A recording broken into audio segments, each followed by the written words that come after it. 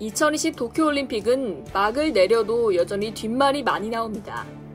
중국은 메달수 총 88개를 획득하며 종합순위 2위를 기록했는데요. 올림픽에서의 높은 성적을 위해 국가적 차원에서 어린아이들을 육성하는 건 다 알고 있는 사실이죠. 그런데 영국의 일간지 더선이 금메달을 위해 아이들이 받는 리얼한 훈련 모습을 공개해 충격을 안겼습니다. 10일 더선은 4살에서 6살의 어린아이들이 금메달을 위해 훈련하는 한 체육관의 풍경을 소개했습니다. 더선에 따르면 중국 정부는 2,000개 이상의 정부 운영 스포츠 학교에서 정규 훈련을 받을 만한 어린이를 찾기 위해 스카우트를 파견합니다. 선발 테스트는 특정 기술보다 전반적인 힘을 우선시하는 프레스업, 지구력 달리기, 벤치프레스와 같은 도전 과제들이 주어집니다. 많은 중국 부모들도 정부 보조금과 유망 직업에 이끌려 자녀를 스포츠 학교에 보냈는데요.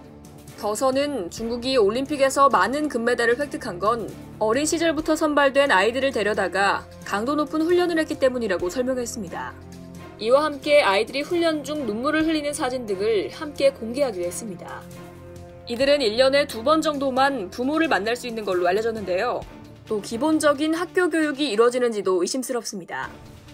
지난 5일 도쿄 아쿠아틱스 센터에서 열린 2020 도쿄올림픽 다이빙 종목 여자 10m 플랫폼 결승에서 4번의 기회 중 3번을 만점을 받으며 총점 466.20점으로 금메달을 목에 건 중국의 14세 소녀 취양홍찬.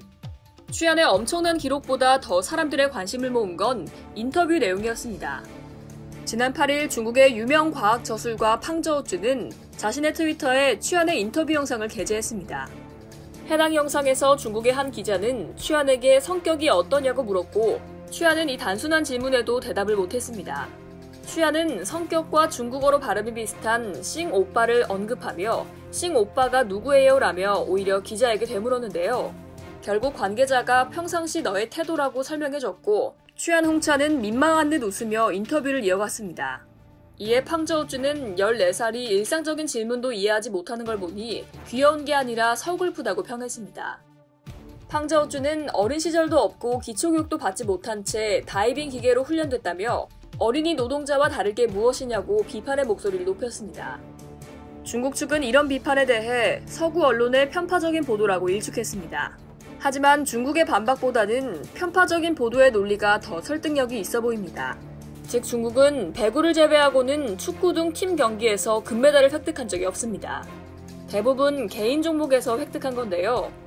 일각에선 비교적 예측이 가능한 개인 종목이 금메달을 만드는 데 더 용이하고 그래서 집중 육성 훈련이 개인 종목에 치우쳐 있다고 지적했습니다.